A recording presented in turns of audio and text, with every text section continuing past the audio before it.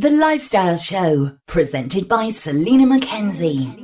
It is culinary corner time now. We're going to be talking about the book In for Dinner, the instant Sunday Times bestseller, featuring 101 delicious and affordable recipes to share and enjoy. Here is the book's author. Welcome, Rosie Kellett. Thank you, Selena. It's lovely to be here. Lovely to have you on the show. So why the title? Well, the book is kind of about where I have lived for the last 5 years and how I've chosen to live communally with 5 of my friends. And the way that we do things is every night of the week, one person cooks for the whole house. And so every day on our WhatsApp chat, whoever's cooking will say who's in for dinner, and then they cook for that many people. So it felt like a very fitting title for a book that's full of recipes that we cook every day in our house. Oh, that's a great idea. You obviously all get along. Yeah, we get along very well. Yeah. We're like a little family. Oh, that's nice. And how did you get into cooking? What's your background? Well, I was an actor and a writer in theatre for like 10 years. And during that period of time, I obviously was not working all the time, as is, many actors. And so I sort of made money in food, but I never really thought of it as my job. I was working as a baker at a bakery called Meringue Girls in East London. And then I did some work as a PA for a chef, and I was kind of all in and around the hospitality industry, but I just never thought of it as my career. And then as I was sort of approaching 30, I had this big existential crisis and thought, what am I doing? I'm not happy. I'm not living the life I want to live. And I had to really ask myself, like, what did bring me joy and what made me happy? And that was cooking and feeding people and writing about food and cooking food and eating food and sharing that with my community. And so a year and a half ago, I changed lanes and dedicated my life to cooking. And now we're here. Yeah, and it's great, isn't it, doing a job that you love? It really is. Yeah. It's like completely changed my overall well-being, my happiness, my fulfillment. Like it's like night and day if I compare how I was, before I was doing this. So in the book, there is breakfast, lunch, dinner, and of course, cakeys. Is that your favourite part? Because you were obviously a baker.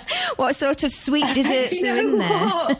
Yeah, well, it's funny actually, because I spent 8 years making meringue, and actually now my palate has completely swung the other way. Now I crave salt. I want salty things. Wow. I rarely crave a sweet treat, but there are a few recipes that I swear by that are my like ride or die sweet puddings and bakes and treats. And they're all in the book. And the reason it's called cakeys is it's something my granddad used to say. He referred to all sweet things as cakeys, whether it was a pudding, a biscuit, a flapjack, whatever it might be. So it's like a family thing. And I thought it was he's sadly died. And so it was a nice way of remembering him to sort of name the chapter after him. That is but yeah, there's some incredible sweet bakes in there, like my grandma Pat's raspberry almond macaroons, and then my grandma Margaret's raspberry sponge, and like a whole mixture of things.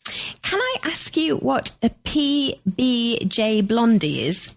Yeah, God, they're good. If a PBJ sandwich would be peanut butter and jelly. It's like a very American thing.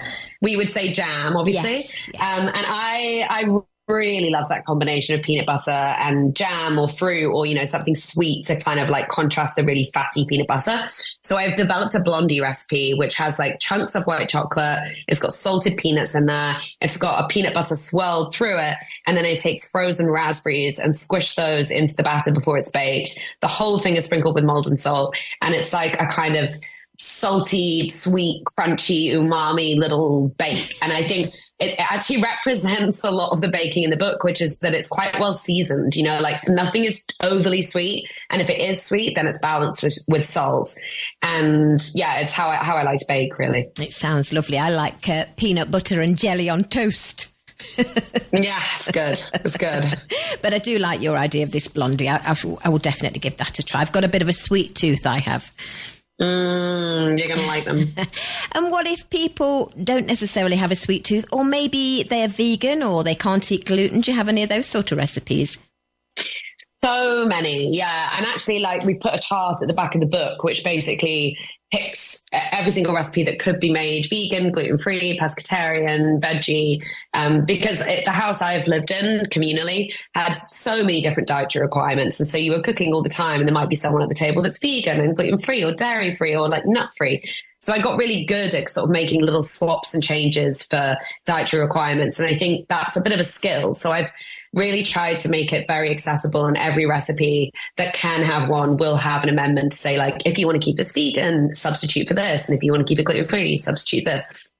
So yeah, like I would say every single recipe in the book really has a substitution for like one or two ways that you could change it to fit other dietary requirements. But there's also some really amazing savory bakes in there. So we have like a potato, rosemary and mozzarella galette, which is like a sort of free-form pastry tart that is like amazing for summer, actually, for picnics and stuff.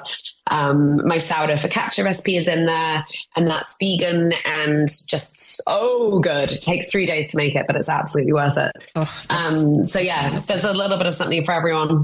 What about if someone's on a budget? They're not all expensive ingredients, are they? No, I mean, that's literally how I've written the book. So like the way that we live in our warehouse is we live on £25 a week per person, and that buys all the food for the whole house for the week. And so all of my recipes have like, you know, budget and money in mind. And so they're all super accessible and affordable. And I sort of have a whole section at the beginning of the book that explains how we make that budget work and our sort of like tips and tricks for it. So we eat largely vegetarian, sometimes a little bit of fish, but it's, you know, tinned fish like anchovies and tuna. We lean really heavily on like pulses and tinned items and frozen things. But I think sometimes the perception is that if you're doing that, if you're using tinned and frozen fruits and vegetables, then, you know, your meals might not be delicious. So they might not feel like luxurious and fancy, and actually they can. So what I've tried to do is really sort of teach people with this book how to live affordably, but with abundance and joy and deliciousness at the heart of it. And, you know, you don't need to compromise on deliciousness, in my opinion. Oh, good. Living in a warehouse. That sounds fab. Yeah, it was a wild ride. We were there for 5 years. Bless you. Well, one of the recipes in the book is a salt and vinegar potato soup, and you're going to run through how to make that.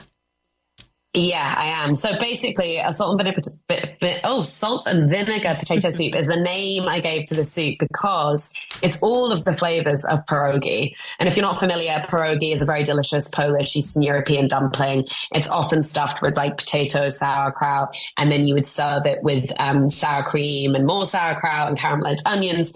And they are phenomenal, but it does take time. And so I don't always have the time to make pierogi. But if I want those flavors, I will make this soup. And basically you boil some potatoes. I use baby potatoes, but you could use any chopped up until they're beautiful and tender and cooked for about 20 minutes. And then in another pan, you, with butter and olive oil, you caramelize a bunch of onions, really cook them down until they're like jammy and golden brown and they've like become sweet and delicious. And then you scoop out a little bit to save the topping. And to the rest of those onions, you add all of the liquids. So you've got some vegetable stock, a little bit of vinegar, you pop all the potatoes back in there and you sort of mash up the potatoes a little bit, not completely, but just so that they sort of reveal that like fluffy interior, and that kind of helps thicken the soup. And then you simmer it away for a little bit longer, let all the flavors develop and everything reduce a bit. And then you stir in a bunch of chopped dill, a bunch of sauerkraut, which you chopped a little as well. And then you serve the soup topped with sour cream, a sprinkle of chives, the rest of the sauerkraut, and those caramelized onions that you reserved at the beginning with a very healthy grind of black pepper. And yeah, it's like having a pierogi, but it takes half the time. And it's a real winter wonder for me. It sort of like warms you right to your bones. So yeah, that's the soup. Sounds lush. Well, our listeners can buy the book right now. It's out now. It's called In for Dinner, the instant Sunday Times bestseller featuring 101 delicious and affordable recipes to share and enjoy. And it's by our guest today, Rosie Kellett. If people want to find out more about you, Rosie, are you on any sort of social media? Yeah, I am. You can check me out on Instagram. My handle's just my name, and my surname has double L and a double T, which sometimes people forget. So yeah, I'm on Instagram. I'm on TikTok. I'm on Substack. My Substack is called The Late Plate, and I share weekly recipes there that are all budget friendly and super accessible. Yeah. I'm available. Super. Well, good luck with the book and thank you for sharing it with us today. Thanks so much for having me. All right. Take care, Rosie. Bye-bye. See ya.